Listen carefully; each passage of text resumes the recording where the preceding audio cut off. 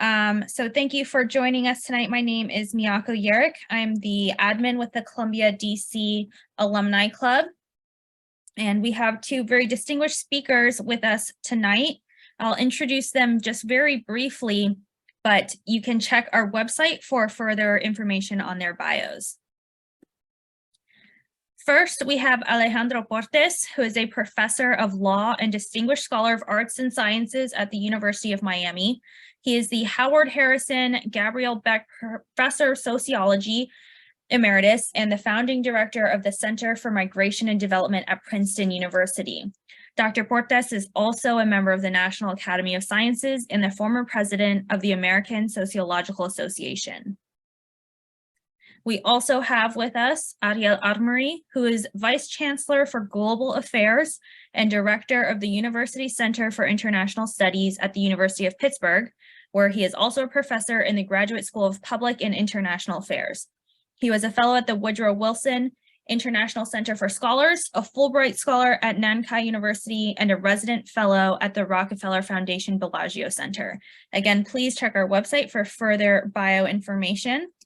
And with that, I think we have Dr. Portes on the phone. So hopefully I'm going to switch over to allow us to share slides. The expansion of the capitalist economy worldwide features as a major characteristic the unevenness of the process and including the uneven penetration of capitalist institutions and markets and patterns of consumption on different regions. This characteristic is well known and underlies the academic distinction among core, semi-peripheral, and peripheral regions of the world economy, of what the World Bank and International Monetary Fund distinguishes between advanced, emerging, and developing nations. More important, as Saskia Sassen originally noted, while the organization of commodity production and commercialization are increasingly dispersed worldwide, the command and control functions of global capitalism are centralized in a few places. These are what Sassen termed global cities, and she identified New York, London, and Tokyo as the central ones in the contemporary world economy.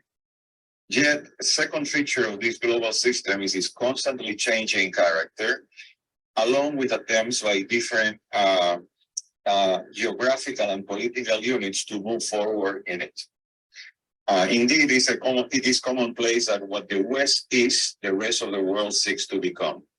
The entire field of development studies is in economics, political science, and sociology is dedicated to scrutinize those factors that either prevent nations and cities to move ahead or enable to them to do so.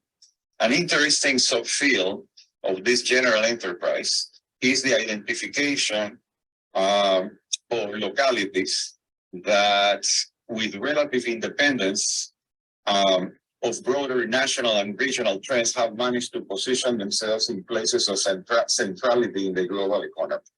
As it happens, it is not the case that New York, London, and Tokyo exhaust all the command and control functions of global capitalism, since its very dynamism apparently requires the emergence of other places as well.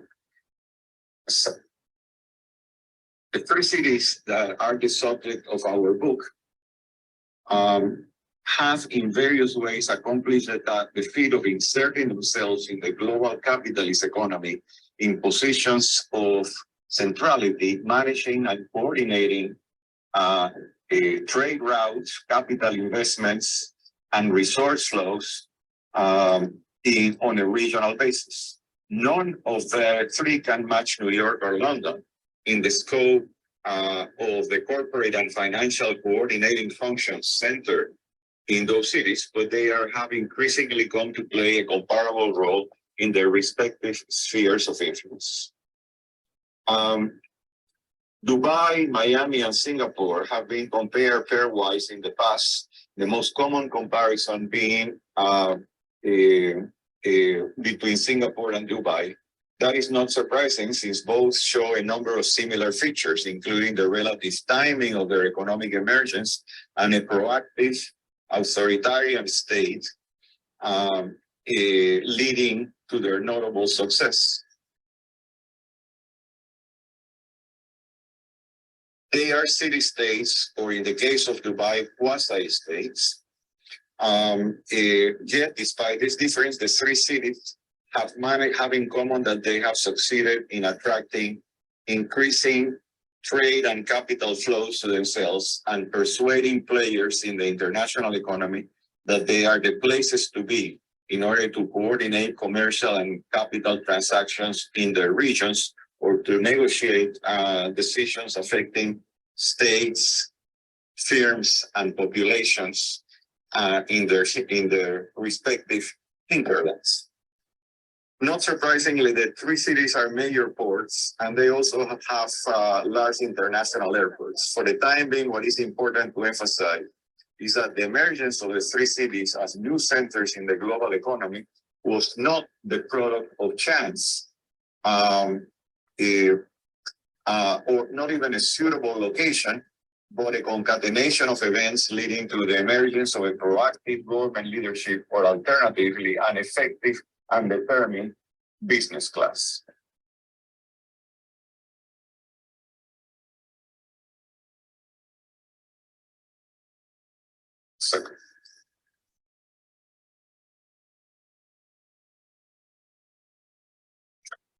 Dubai is the second largest Emirates of the 7 that compose the United Arab Emirates. Under the leadership of Sheikh Zayed of the long-ruling Al Nahyan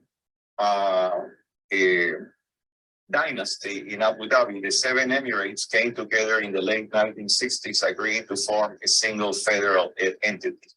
The rulers of Abu Dhabi, including the recently departed Sheikh Khalifa bin Zayed, focus on transforming oil wells into sustainable industrial, commercial, and cultural developments, financing a number of high-profile projects, from a brand new airport to vast commercial malls, branches of the world-renowned Louvre and Guggenheim museums, and campuses of the Sorbonne. That effort pales by comparison by that undertaken by the ruling Al Maktoum family of Dubai to transform empty desert into a glittering city angling toward global status.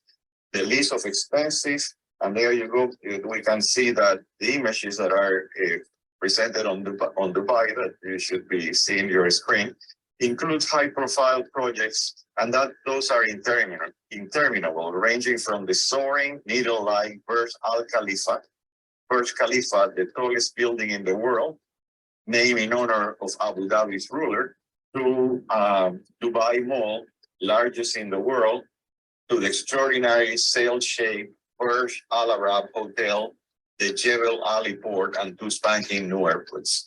The Al Maktoum in particular, the present ruler, Sheikh Mohammed bin Rashid, is set on transforming the city into a world commercial class and financial center, as well as a major tourist destination. To this end, no effort or expense has been spared, with the Sheikh appointing himself chair of practically all key institutions in the Emirate, from its planning corporations to its international airports and the flagship carrier, Emirates Airlines. The Dubai International Finance Center have become the largest in the region, managing transactions of over $100 billion a year. The 2020 Dubai World Expo that finally was held was planned as a culmination of these efforts. Dubai, in the course of advancing their enterprise, the Al Maktoums have managed to enlist the participation of a vast number of global financial, commercial, and real estate corporations that have sunk vast amounts of capital in commercial and real estate developments.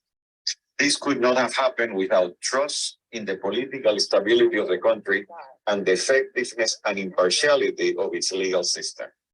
Persuading foreign investors of the trustworthiness and durability of Emirati institution has been a major feat because it runs counter to several facts deeply embedded in the history and culture of the place.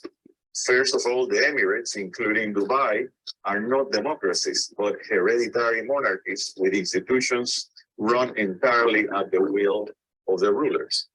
Second, the UAE legal system confronts a perennial tension between two ultimately opposite goals. One is to westernize the system in order to render it compatible with globally accepted judicial procedures, while the other is to Islamize it in order to render it compatible with the 8th century Sharia law grounded on Prophet Muhammad's teachings.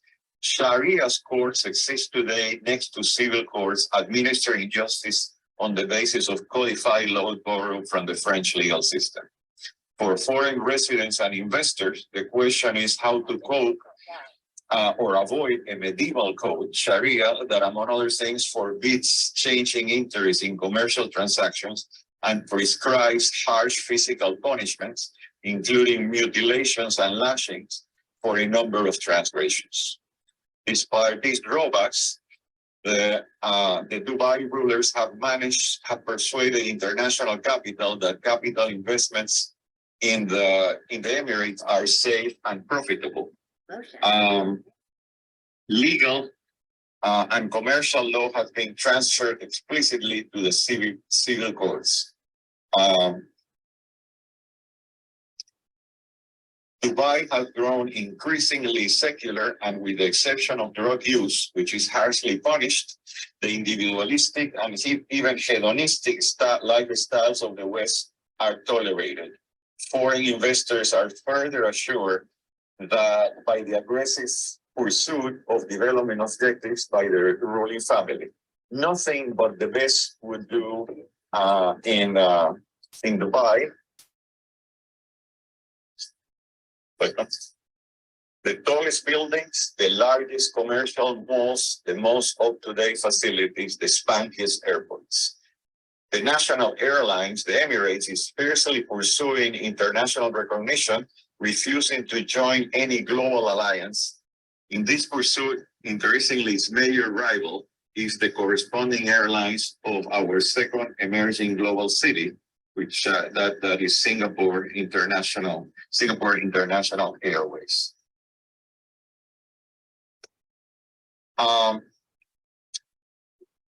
The commitment to excellence of Singapore International Airways is but one of the many visible manifestations of Singapore's development model. Unceremoniously pushed out of the Malaysian Federation in the late 60s, Singaporeans found themselves crammed in a little island with no natural resources. Even drinking water had to be piped from the mainland. Singapore Island is just 279 square miles in size. In its favor, it had a long commercial tradition, a privileged geographical positions at the entrance of Singapore Straits, and a strong institutional tradition inherited from British rule.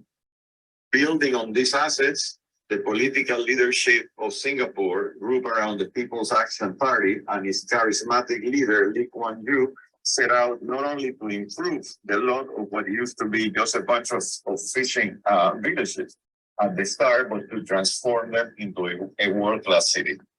Aside from politics, the basic engines of success of the Singapore model were threefold. First, the creation of an effective, corruption-proof bureaucracy by combining high salaries for government officials with a strict supervision of their probity. Second, an open and friendly regime for foreign capital investments, transforming the island into one of the easiest places to register enterprises and conduct business. And third, a proactive stance toward foreign investment, exploiting first the geographical advantage of the island, and then its growing capacity to partner with international banks and corporations through its investments funds. Two other unique and important features characterize the Singaporean model. The first is a resolute official effort to dispel ethnic conflict among various sectors of the population. 74% of Singaporeans are of Chinese origins, 14% are Malay, and 9% are Indian. The rest is made of multiple nationalities. The government simultaneously supports and celebrates the different ethnic cultures while proclaiming at all times that those citizens are above all Singaporeans. That message is conveyed repeatedly to elementary and school students. And social studies courses, for example, students are exposed in detail to the experiences of ethnically fractured countries at war with themselves because of this division, citing Northern Ireland and Sri Lanka from these perspectives, and their experiences contrasted with successful management of ethnic divisions in Singapore. The second feature of the Singaporean model had been to reject advice by international agencies and experts focused on narrow cost-benefit considerations in favor of long-term goals. For example, the decision to locate the international airport at Changi, a former British Royal Air Force base, in the early 70s, a series of international consultants recommended the addition of a second runway to the existing Paya Lebar airport, close to the central business district, as the least costly and fastest way to alleviate the trade congestions in the city. That was going that way, but I guess that I am here now. No. The Singaporean cabinet initially accepted these recommendations, but then I can join now with at least I am seeing the images now. They were originally going to put the runway in Paya Lebar,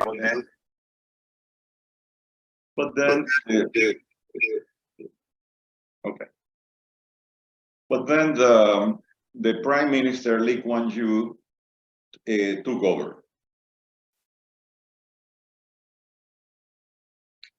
In June 1975, the Singaporean government approved the move of the international airport from Paya Lebar to Changi Airport, about 9 kilometers east of downtown. In Lee Kuan Yew's word, it was the best $1.5 billion investment we ever made. The second illustration has been the policy of the Civil Aviation Authority to deliberately build overcapacity against immediate cost-benefit calculations and advice. Within 3 years of Changi Airport's inauguration, and even when capacity at Terminal 1 was still ample, the government approved construction of a new terminal. Even as the Civil Aviation Authority was celebrating the inauguration of Terminal 2, it announced plans to build a third terminal. The intent of that policy was to signal to airlines flying to South Asia that Singapore was their natural hub because of superior facilities and capacities, besting its competition in Bangkok and Kuala Lumpur.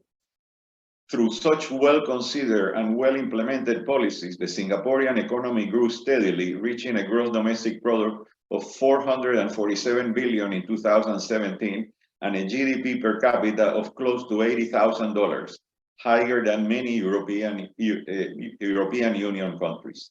The flip side of those achievements is an authoritarian state that seldom tolerates opposition either through organized parties or through the press. Though formally a democracy, the ruling People's Action Party has resorted to every device to prevent other parties to seriously challenge it. I think that I have run out of time.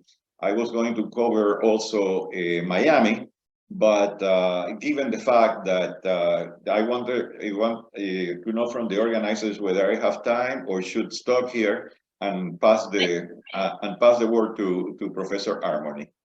We have enough time if you'd like to cover Miami, and then we can pass it to Professor Armony. Okay, then Miami is quite distinct from Singapore and Dubai because its ascent to global status have been due to very different circumstances. It is the odd man out in this trio, and comparing it with Singapore and Dubai would in principle seem far-fetched. Miami is not an independent city-state, not even a semi-independent part of a federation, nor is it ruled by a monarchy or an authoritarian state. Whatever catapulted Miami to its present status is not its rulers, but rather the play of other historical forces.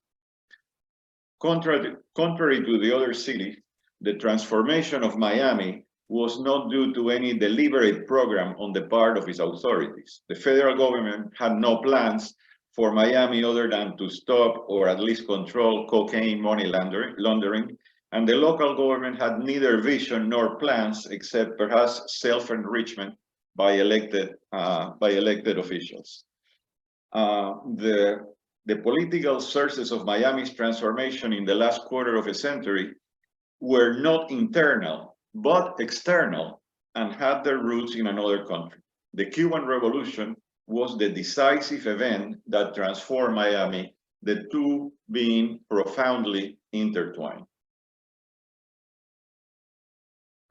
The entire displacement of the Cuban upper and middle classes from a small but economically dynamic country such as Cuba was before the revolution, was the key historical event that did away with the image of Miami as a provincial winter resort. Experienced Cuban bankers in particular, were key to this transformation. Indeed, some observers date the beginning of the change to the arrival in South Florida of Felix Ryler, a Cuban banker and former judge, in 1968. Hired at first at Mercantile Bank, he created its first personal banking department specializing in Latin American clients. He then moved to Pan American Bank, assuming the leadership of its international division and traveling extensively to Colombia, Venezuela, and other countries to promote Miami as a place to do business. Other Cuban exile bankers followed Ryler's lead, jointly creating a critical mass of international financial activity in Miami. What these bankers did when I arrived in Miami was to pivot Miami away from its exclusive past focus on New York and other northern cities and into new areas of money-making activity. Wealthy Latin Americans no longer had to travel to New York to do business with distant English-speaking bankers.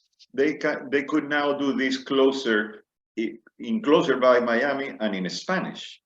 Ryler and his colleagues were instrumental in creating the Florida International Bankers Association that became central in passing legislation which converted the state of Florida and the city of Miami into global banking centers. These Cuban exile bankers continued their efforts, persuading corresponding banks in Latin America to establish branches in Miami. And by 1984, there were 45 foreign banks with offices in the city, including not only Latin American, but also British, Spanish, French, and Israeli entities. By 2014, the number of banking offices in Miami had grown to 105, turning the Brickell Financial Center into the largest one in the East Coast, second only to New York and Wall Street. The enviable geographic position of the city was an important factor indeed in its transformation, but as we noted previously, it was not enough by itself. The key ingredient was the Cuban Revolution, in the form of expelling its most dynamic economic classes. Had they remained in Cuba, they could not have accomplished the miracle that they achieved in Miami, because they could never have persuaded other Latin American and European firms to invest in Cuba. It was the combination of their diligence over many years, together with the political stability and solid protection of property rights provided by the American legal system, that accomplished that feat. Thereafter, Miami became known as the financial capital of the hemisphere, with its banks channeling financial and real estate investment, not only from Latin America, but from the entire world. Processes of social change are path dependent, so that one thing follows another. The early generation of Cuban exile bankers and executives have now passed from the scene, but the dynamic goes on. While shady practices are still common in the city, especially in the smaller and poorer municipalities, the metropolitan government and the City of Miami authorities are several cuts above from what they were before. As the former mayor of Miami told us in the course of this interview, what's the point of taking a bribe now? You are running a world-class place and you are not going to lose everything for a few dollars. It just doesn't make sense. Thank you very much. Thank you, Alejandro. It's great to be with you this evening. I want to tell you that I have a very nice and proud connection to Columbia. My oldest son is a proud 2015 Columbia alum who majored in finance. Thanks to my leadership role at the University of Pittsburgh, I get to travel worldwide. And in my conversations with leaders in city government, economic development agencies, businesses, universities, and nonprofits throughout the world, I've encountered striking similarities. These leaders want to attract banks, corporations, investors, young professionals, and entrepreneurs from around the world. They want to brand their places so that they acquire a global appeal, joining the top rank of global financial centers and occupying a super regional position in the economy. So local and national policymakers participate in global networks, bringing cities into conversations with each other. These interactions, which I've observed firsthand in meetings held in Sao Paulo, Newcastle, Mumbai, and Nairobi, among other locations, create mental maps of best cities that influence planning at the local level. So as part of this global dynamic, cities aim to continuously reinvent themselves to acquire global status, seeking to implement lessons learned from metropolises that represent successful variations of the global city model. We use the term that you see here, global hopefuls, to talk about cities that at one point or another were poised to attain positions of global importance, but eventually failed to do so. Our intention is not to create vocabulary to expand the hierarchical ranking of cities, but to move past the hierarchy to analyze which phenomena create other kinds of global spaces and how they matter on a global stage. So the reality is that efforts aimed at projecting a city into a position of global prominence are expensive and they are complex. Multinational corporations and wealthy investors are skittish and don't easily locate their regional headquarters or trust their billions to just any one place. Similarly, top professionals are highly selective about where they plan to live, work, and invest. The well-to-do place a premium on, as Alejandro mentioned, legal and political stability, and they are ready to take advantage of opportunities to transfer their capital and invest elsewhere if these conditions are not being met.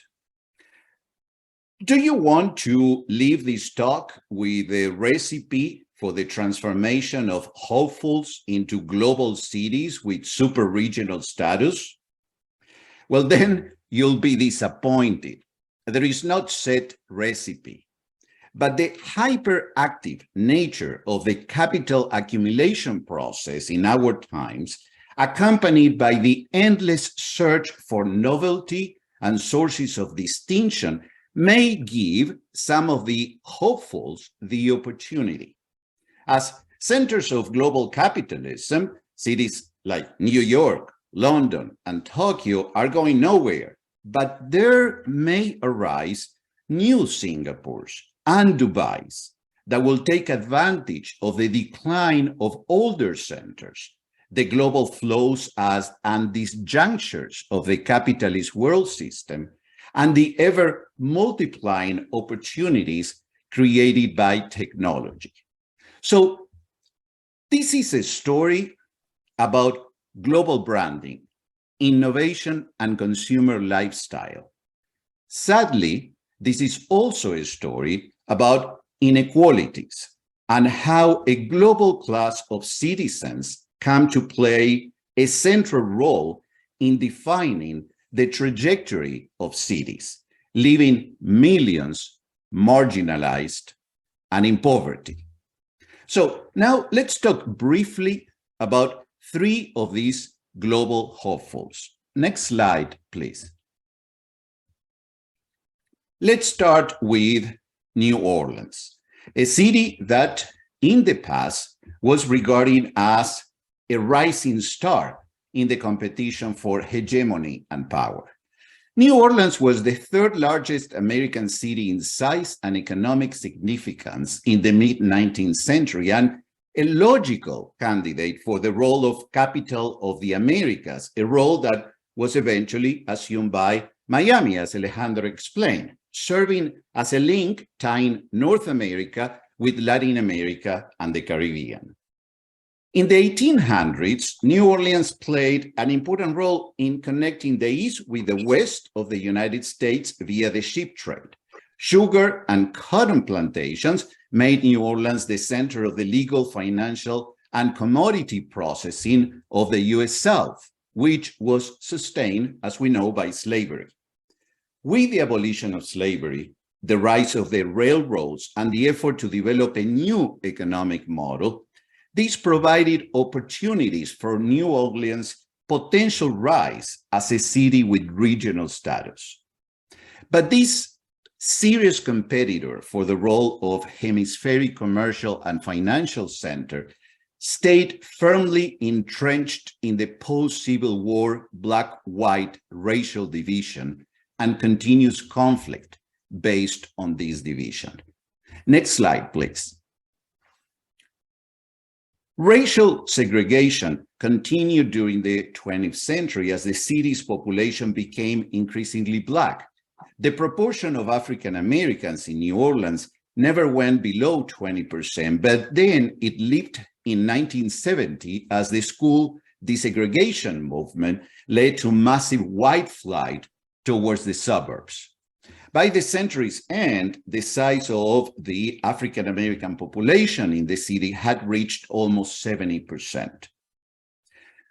Sitting atop an oppressive racial system, white elites evolved into an aristocracy with family roots in the city's pre-war past.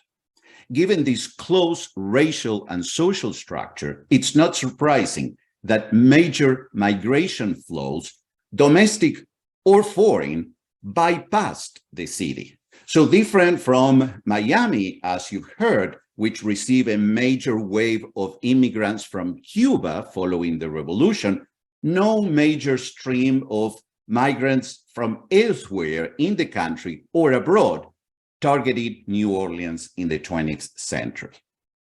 Next slide, please. So confronted also with the relocation of Black Americans from the South in the Great Migration to northern industrial cities on one hand, and white flight in the era of desegregation on the other, the population of the city declined steadily. The city suffered economically, eventually turning towards branding itself as a center of tourism. Next slide, please. But anchoring an entire metropolitan economy on a tourism-driven economic model is, as we know, a risky proposition. Tourism acts as a supplement to other core activities in trade, finance, banking, real estate. And the devastation brought by Hurricanes Betsy and Katrina did great damage to the city and its economy, including, of course, the tourism industry. And the pandemic worsened the situation. So this is a city that faces existential challenges, not only its economic model and structural racism, but also climate change, which brings soil erosion, rising sea levels, and vulnerability, as we know, to floods and hurricanes, a threat shared by Miami as well. New Orleans was a city fully expected to become the natural entrepot of hemispheric trade in the 20th century, which never reached its potential. Its story, the story of New Orleans, offers a fascinating counterpart to the emergence of Miami as a hub for the region. Next slide, please. There are cities that have been perennial aspirers to global prominence and that at some point in their histories closely approach this goal only to fall back because of major institutional weaknesses. Of this type of metropolis, none is more prominent than Sao Paulo. Sao Paulo's transformation from a regional center supported by coffee production at the end of the 19th century to an international metropolis with an important role in global markets began within the context of rapid industrial development at the start of the 20th century. Today, Sao Paulo boasts the largest GDP among Latin American cities. The city serves as a central node for Brazilian and South American commerce and financial transactions, as well as a very important center of wealth and arts and culture. Next slide, please. Heavy immigration flows in the 20th century accounted for more than 50% of the city's growth. Today, the Sao Paulo metropolitan area is a mega city with over 22 million residents. Waves of immigrants have provided the city with new vibrancy as they set up businesses and enrich the city's arts and culture. Next slide, please. So we have a city, Sao Paulo, that has a skyline filled with new office towers and soaring skyscrapers. Avenida Paulista, which is shown here, is one of the most important avenues in the city. Once lined by mansions of coffee barons and the city's industrial elite, the avenue now hosts the headquarters of financial and cultural institutions. But basic to Sao Paulo's various challenges is the city's long-standing social spatial segregation. Here in Sao Paulo, the elite and the poor often live side by side, but they are separated by high security fortifications, and access to services, public spaces, and claims to effective rights, rule of law, and security vary dramatically across socioeconomic classes. This bifurcation of the city manifests itself in high levels of crime and victimization, police violence, organized crime, and a resulting decline in the quality of life. So these features significantly lessen the appeal of the city to international investors, potential new residents, and buyers of real estate from around the world. Sao Paulo's financial sector is losing out to Miami as the center of Latin American finance, and Brazilians themselves view Miami as a mecca for real estate investment. Next slide, please. The third of our global hopefuls is Lagos, Nigeria. In Nigeria, a changing city in a rapidly urbanizing continent. Throughout the 20th century and into today, Lagos became the largest seaport in West Africa and Nigeria's premier economic and transportation hub. The oil boom and the ensuing prosperity attracted an unprecedented number of migrants from the rural areas, as well as from other countries in the continent, and more recently from mainland China. Next slide, please. The rapid demographic growth of the city is truly stunning, as you can see in these numbers. The city's dramatic growth has put a massive burden on urban infrastructure.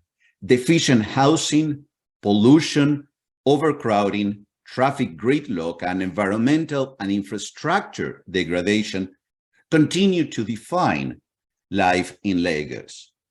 Next slide, please. So something very important to consider is that there is currently a deficit of millions of housing units. When compared to other cities considered in our study, plus Mumbai, another global hopeful, Lagos has some of the least affordable housing. For a metropolis that is expected to continue to add millions of new residents, as we saw in the previous slide, underinvestment in housing for those in the lower income brackets represents one of the greatest challenges for the future. Next slide, please. So informal dwellings continue to expand. In the Makoko communities, for example, residents lack access to clean water, sanitation, electricity, and transportation. In contrast, luxury apartments, shopping malls, and majestic new development, such as Eco-Atlantic, shown here, an exclusive city within a city in coastal Lagos that is being built on land reclaimed from the Atlantic Ocean, are part of the city's aspiration to become Africa's new Dubai. Let me conclude these remarks about Lagos by saying that even amid these challenges, the city continues to grow as a center of commerce, technology, tourism, and creativity. Nigeria receives a quarter of the continent's funding for tech startups, and many of these companies are concentrated in Lagos. The city is positioned as the economic and cultural center of Nigeria and one of the most important cities on the continent. Nollywood, one of the world's largest film industries in terms of number of movies, has become increasingly international and a main branding tool for Nigeria and for the city. I'm going to conclude my section, my remarks, talking about yet another city. Next slide, please. Hong Kong. So why are we talking about Hong Kong? The futures of cities are uncertain. Histories of urban expansion and decline can evolve over centuries or morph over one human lifetime. Climate change, pandemics, and geopolitical conflict can alter the fate of cities. This is why we decided to incorporate the case of Hong Kong, a city that by many standards had already achieved prominence in the global economy and a central status in its region of the world, but that has seen that status threatened due to political reasons. I'm sure that some of you watched the final episode of season 5 of The Crown, set in 1997, which shows the handover of Hong Kong to China, ending a century and a half of British rule. The then Prince of Wales delivered a speech on behalf of his mother, Queen Elizabeth II, in the pouring rain. A powerful scene indeed. Years later, excerpts from Charles's diary at the time detail his feelings on the visit, which he called the Great Chinese Takeaway. Now, from China's perspective, the restoration of sovereignty in Hong Kong marked the end of a century of humiliation inflicted by Western imperialism. Reunification via the one country, two systems model was China's way of realizing socialism with Chinese characteristics. Next slide. Substantial political turmoil in mainland China in the 20th century had major consequences for Hong Kong. An increase in immigrants and refugees from the mainland led to growing population, which has been continuously expanding. The industrial base that allowed Hong Kong to thrive economically was made possible by its political and financial stability, a good port, and stable supply of cheap labor from China. Industrial expansion was bolstered by increasing demand for financial services. Now, in recent years, as we know, Hong Kong's prospects for maintaining and consolidating its global status in the long term are dim because of the combined threat of political takeover by the Chinese regime and mass protests by the resident population. We can say that Hong Kong is a threatened global city. The present drama of Hong Kong is being shaped by several factors, including a government under the thumb of big business and the CCP, the contraction of political rights, and underlying socioeconomic discontent. The more restrictive environment is not limited only to commerce and politics, but also affects the arts and culture. The movement of multinational businesses and offices, as well as jobs, from Hong Kong to Singapore and other cities may turn into a flood if present political conditions worsen. Many young people in Hong Kong these days, chafing in an oppressive political climate and with few opportunities, might leave the island in even larger numbers, resulting in a brain drain with serious implications for the city's future.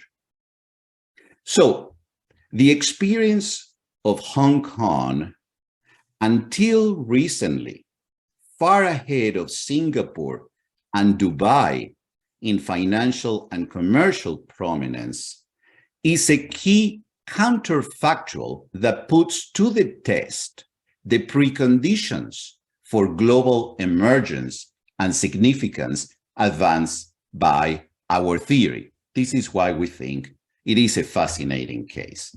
Next slide, please. So, what have we learned from this journey into the past and present of cities? My colleague Alejandro Portes will summarize the major implications of our study and likely trends in the future. Thank you. Thank you, Ariel. And we come to the conclusions. What have we learned? And I would like to studies what are the general implications of our study of these emerging global cities, of what we have called global hopefuls, and of the counterfactual trend of Hong Kong. First of all, let me summarize what seems to be important preconditions for the emerging global cities at the present. First, a reliable legal system that is capable of inducing confidence among both corporate and individual investors to put their money in that place.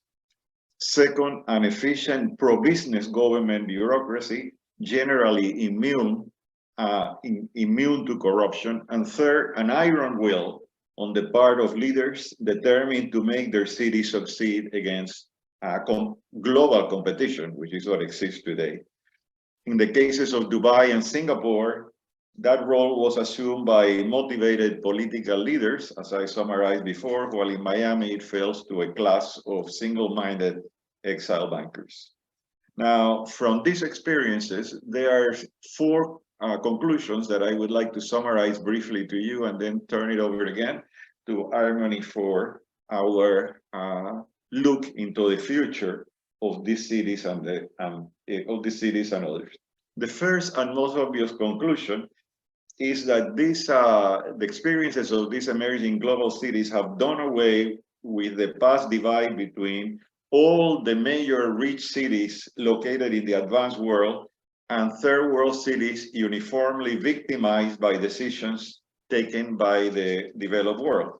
That divide is now qualified by the experience of cities like Dubai and Singapore, even Miami, that were once secondary and peripheral to the global system, but that have managed to ascend to a place of relative prominence. That achievement implies that there is a measure of flexibility in our world, provided that the three conditions that I listed previously are met. The second implication is that industrialism and development are no longer synonymous. The decision of economic elites in the advanced countries to physically separate the production of commodities from the administration, coordination, and design of them led to the emergence of successful cities today that do not produce anything tangible. Instead of things, they deal in symbols and innovative ideas, from financial derivatives to novel ways to channel and profit consumer demand. Miami, for example, does not produce anything tangible. It produces cultural signs, it produces financial options, it produces real estate because of the security. Factories engaged in the production of material things no longer represent development as they used to be in decades past, insofar as the design of such things and the ways and means to market them are now controlled from elsewhere. The creative classes that are engaged in the symbolic work of designing and then selling these products do not commonly live near the peripheral locations where the working class, the proletariat, actually produce the physical commodities located elsewhere. The third implication, going briefly in this, is that this industrial U-turn that led to the deindustrialization of the United States and other advanced countries, the third implication is that cities no longer serve exclusively as passive marketplaces, just a physical site for buyers and sellers to come together, as was the original characterization in classic urban studies by, among others, Max Weber. That characterization stands in need of modification as cities themselves become actors in the global competition for recognition and for dominance. Governing urban elites today, as have been seen both in the more successful cases, in the case of global hopefuls, dress up their cities, adorning them with multiple festivals, art shows, sports competitions, and branding them as secure and chic places to live and work. What we are just witnesses in the world competition in football in Qatar is simply a very visible example of this attempt by the local elites to dress themselves, to dress their city and project it as in these terms. Brand Dubai has worked wonders under Sheikh Maktoum, culminating today in this development called the Heart of Europe, which is a complex built on a set of man-made islands 4 kilometers away from shore and imitating an enormous cost themes that were borrowed from Europe.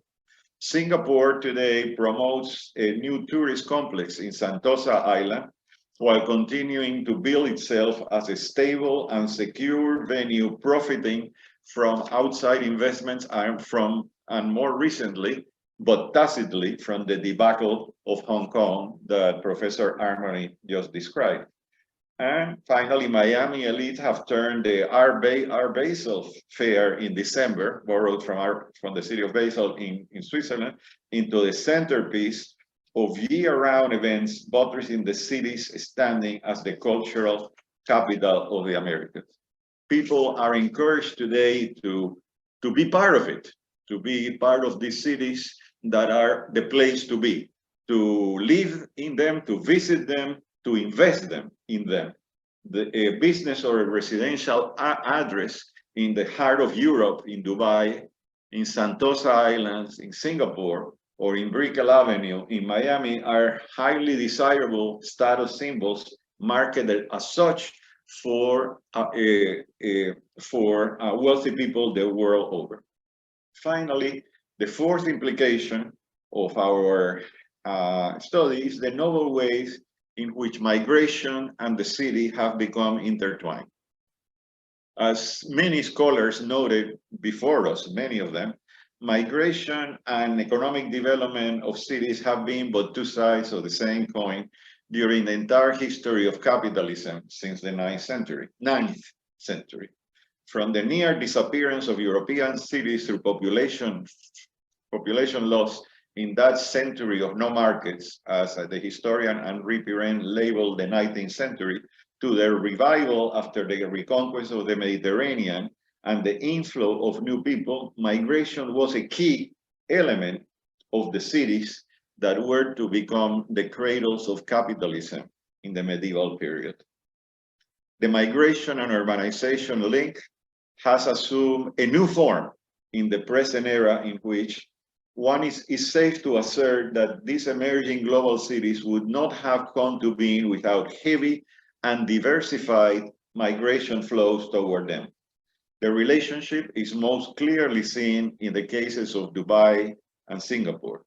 A native population of a few 100,000 people could not have launched by themselves the miraculous rise of these cities were it not for a very heavy migration from abroad. That inflow was partitioned into a class of expatriate professionals and technicians coming mostly from Europe and North America, followed by heavy labor movements from nearby peripheral countries.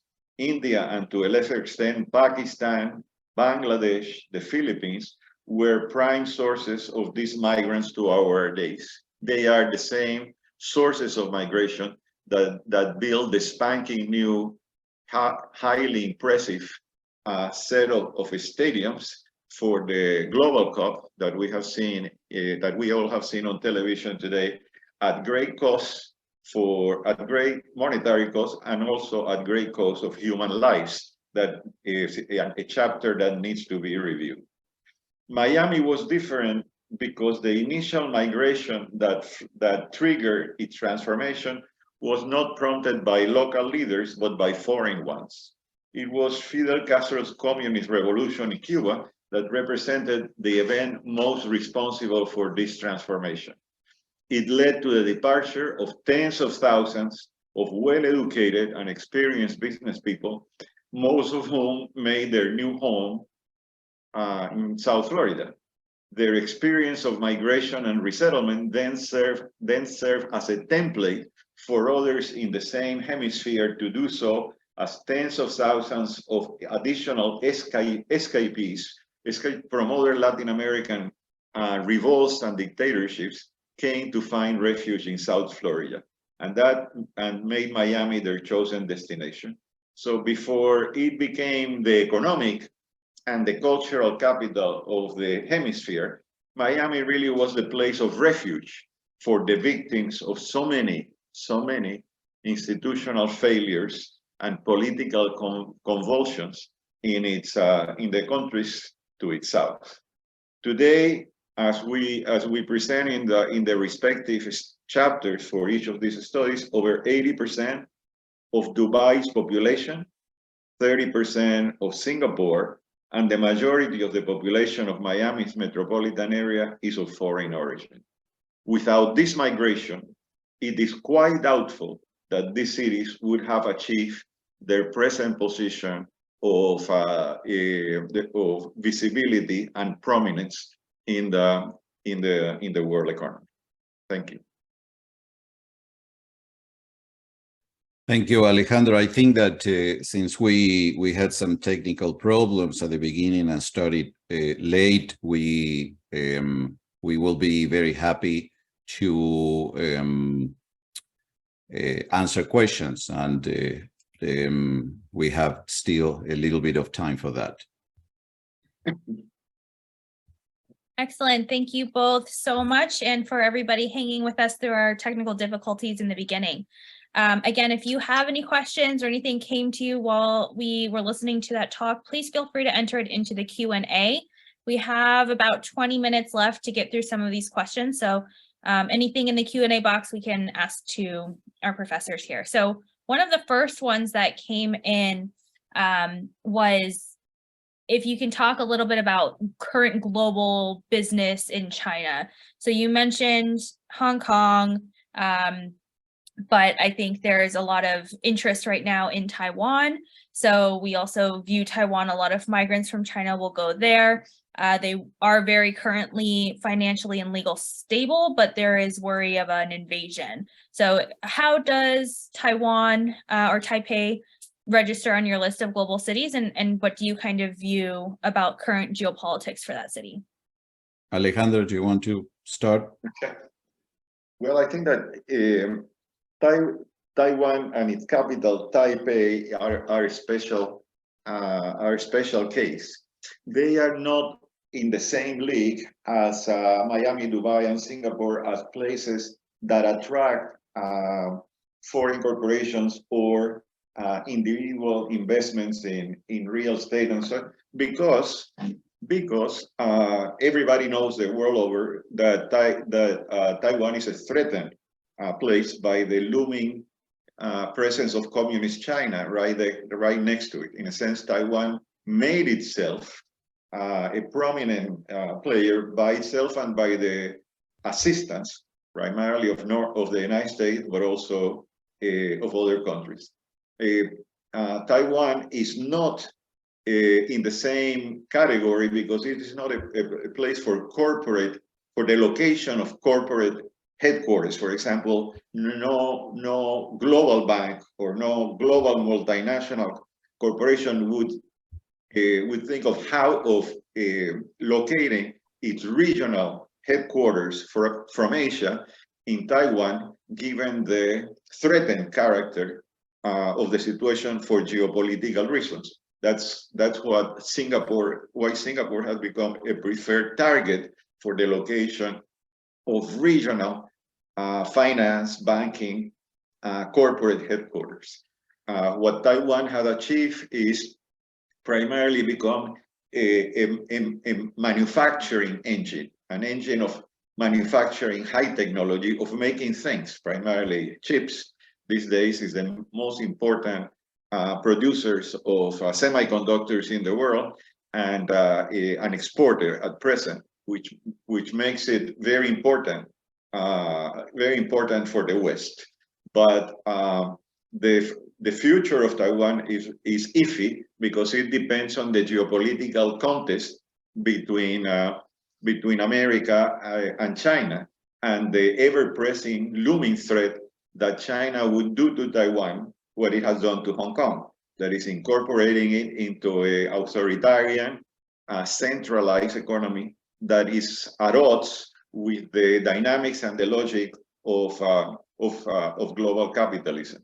Let's hope that does not happen, but at present, all that separates Taiwan from doom is the American Sixth Fleet, and that straits in the middle, as well as the resolve of its people not to be conquered. But as we saw in Hong Kong, the population of Hong Kong also tried desperately to preserve its democracy, its Western-style political and legal system, with no success given the power of the hegemon on the other side. But to stress the point that I would like to make is that Taiwan is a very important case, but it is not in the same league as the family of cities that we have described tonight. A quick addition to this, very quick, is that it is also very interesting to look at the dynamic of these cities with regard to mainland China. Cities like Shanghai, that there was initially an expectation that with the new situation in Hong Kong, a number of companies will move to mainland China, and which is something that we started to see. But of course, as we all know, with the situation with the lockdown due to COVID and the very, very serious constraints on the economy, we are seeing that cities like Shanghai and other cities, particularly, of course, in the south of China, are suffering, and so this is a very interesting phenomenon to watch. Just wanted to add that. And we have a question about if you have an example of a failed emerging global city. So maybe something a little bit past Hong Kong that maybe had been looked at as a potential emerging global city, but then really just kind of collapsed. Ariel? We identified these three cases that we discussed as one of them, New Orleans, a city that promised to have the potential to really occupy a central place in the sense of a super regional city that, because of the reasons that we discussed, did not reach that potential. It's a very interesting question in terms of thinking about a city in the contemporary times that really achieved that level and then collapse, and we don't have really a clear case of that. That is why we pointed out to Hong Kong, which is receding, but we are yet to see whether this is a case clearly of a failed emerging global city. Great. We have a really good question that came in on how can emerging cities compete over the long run versus traditional global cities if the populations that are coming in are mostly foreign? So you mentioned the importance of migration, but in many cases, these cities or countries don't nationalize that migrant labor population. So that would allow them to move, in theory, between kind of emerging cities. So how do those emerging cities really try and go up into the major global players like a New York or a Tokyo, London, if they can't hold on to that migrant labor population? I think that I have lost the Zoom, but perhaps you can still hear me. It seems to me that these emerging global cities that we have pointed out are not attempting to replace New York, London, and Tokyo, nor will they because of their peripheral location. That is, to the extent that that the world economy continues to be like this, the major centers for decision making and accumulation will continue to be where they are. But the point of this emerging global city is not to replace the old ones, but rather to add to them, given the increasing complexity of the world economy today. But I would like to point out that is one more issue that follows on what Ariel had mentioned before concerning Shanghai. I like to propose to listeners of our study and so on, this kind of mental experiment. If you were a moneyed person, a person with capital in the immediate, in Asia, in the immediate region, in India, Pakistan, Indonesia, and so on, and you were looking for a safe place to park your money and also to make real estate investments, where would you go? Would you go to Shanghai?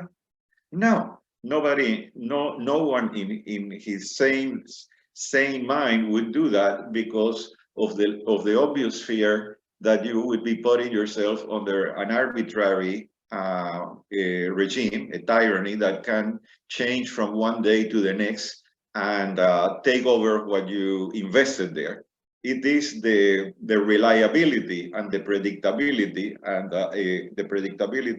the continuity of the legal judicial system in places like Singapore that have that have made it possible for it to become what they are today, sort of a regional center, just like the other two cities that I mentioned before. It is the same reason why Sao Paulo has been an eternal aspirant to that location. And while it is a very important city in South America and probably the economic and cultural capital of Brazil, it has not become a global city by itself because other corporate investors, as wealthy individuals, would not identify it as a reliable place to invest and work in the future. And that is why, as Professor Armony mentioned, even Brazilians of wealth and so on tend to park their money and their investments in South Florida rather than to leave them in Sao Paulo. And one more migration question. So Karen asks, how do you view the migration of people from Latin America to the US in recent years? You've mentioned kind of the Cuban Revolution, how they moved into Miami, but a lot of movement of current migrants are going across the border. And I know Austin, San Antonio are both growing cities in Texas. So do you see maybe, how do you view the migration, one? And then two, are there any other emerging cities in the US because of that migration from Latin America besides Miami? So, sorry, if I will let Alejandro answer the question per se, but I want to use the question to refer to a couple of questions that have been asked that are very important about something that we have not talked about, which is climate change and the environmental challenges. We devote a significant part of the book to these. These are excellent questions because this is very, very important. And it is, of course, closely, very deeply connected with migration. So something that we discuss in detail, how particularly the three cities that we call emerging global cities, Dubai, Miami, and Singapore, are going and are experiencing the really important effect of climate change. The question, we don't have time, unfortunately, but the question on how they are preparing for that is a very interesting one because it's puzzling. Some of these, Miami is one city that we have studied this topic in a lot of detail, and we can tell you that it's very worrisome the way in which the city is preparing for this, and the consequences are going to be tremendous. So this is another very, very important element. And just to cue this to Alejandro, it is very important, of course, to remember that a very important reason for the migration from Latin America has to do with climate change, particularly in Central America. Alejandro. Yeah, well, that is the most recent migration flows that are now the topic of the nightly news coming at the border for very diverse reasons, and exploring those reasons are beyond the scope of today, I'm afraid to say. But I don't believe that those migration flows would lead to the emergence of another similar phenomenon as the one that we exploring for Miami, at least for the present, for the obvious reason that most of those who are living, by and large, come from are poor people that are coming to escape not only political instability, but poverty and misery in their places. A partial exception are the Venezuelans, who are in a similar position to what Cubans were in the 1960s, sort of escaping a repressive communist regime, but so far they have not coalesced anywhere into creating an economic presence, as happened in Miami in the 60s and 70s, and are being dispersed everywhere. I think that the problem of these migrations is of a different nature. It signals it signals the continuing gap between the global north and south, and the desire of many people in the global south to leave behind a life of desperate poverty and insecurity to try to gain access to the advanced countries. How to do that is one of the major dilemmas that are presented to the authorities of the advanced countries. And that's not only the United States, that's also in Western Europe, that is constantly receiving similar flows across the Mediterranean. And I think that probably that is one of that is, aside from dealing in as humane a way as possible to these flows, it is they are a call to action by those elites in the fortunate parts of our planet to do more to alleviate poverty and to create potential opportunities for economic growth elsewhere. But having said that, my sincere answer is that you cannot expect these flows to eventuate in the emergence of new global cities. At best, what they would do, and certainly what the flow of new Cubans coming now through the border and asking for asylum would do, is simply to grow the labor force in Miami that would, in a sense, expand its possibilities in the future. But that's pretty much about it. All right, well, I want to thank you both again for spending your evening with us. Maybe if we can start with Dr. Armory and then go to Dr. Portes just for any closing thoughts. And we will share the link to the book again, and there's a code, ALUM alum, if you want to get a 20% discount. So we'll share that information tomorrow when we share the recording to the event, but I will pass it to Professor Armory and then Portes for any closing thoughts. I just take a minute, less than a minute, since this is the Columbia University Club in Washington, D.C., I want to challenge you to think about Washington, D.C. and its potential as a globalizing city. I've had recently a number of very interesting conversations and debates about that. What are the elements that make Washington a potential emerging global city or not? Where are the possibilities? The fact that many companies are relocating to the area, the fact that the city is in a very good position in research and development, fintech, startups, venture capital.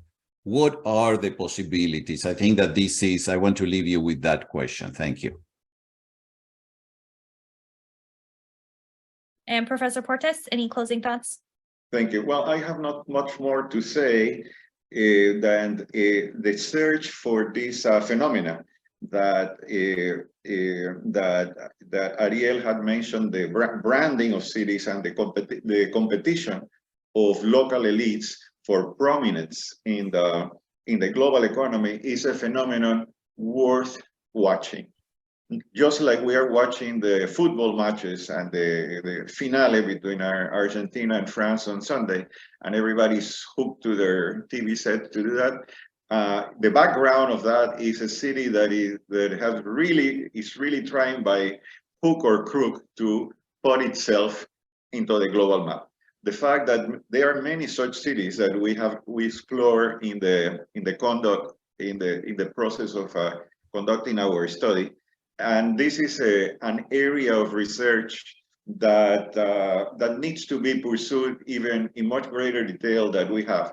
But I think that we have made a first step in calling attention to places that in the past have been unnoticed and phenomena that had not been systematized. That is, we know about the Burj Khalifa Tower in Dubai, we know about the Art Basel in Miami, but it had not been, in a sense, systematically put. The question is, what other cities, perhaps Washington, D.C., perhaps not, have these opportunities, and in what way, following our last question, in what way will migration flows affect these developments? Remember that the migration flow that was decisive in the case of Miami, as I pointed out, was the migration of the former elites from that country.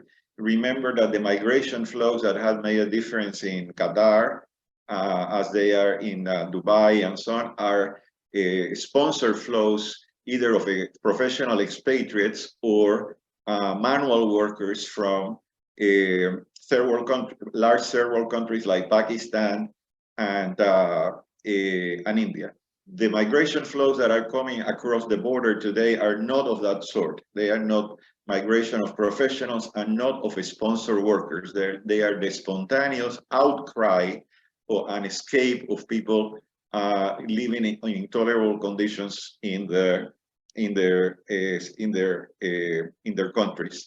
And again, that it behooves the elites of the advanced countries to pay much closer attention to what is the situation in those countries and try to create opportunities so that people don't have to risk their lives in walking entire countries like the caravans in Mexico, or crossing or risking their lives in the Mediterranean in order to make it to the promised land.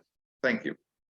And just I know we need to close. I want to mention that the inclusion of Lagos in our study is very intentional. It is very important for all of us to watch the developments in cities in the African continent. This is going to be extremely important in the next decades. Thank you. Perfect. Thank you both. Thank you everyone for joining us. We will send out the recording in the next day or so, and have a great evening. Thank you. Thank you. Thank you.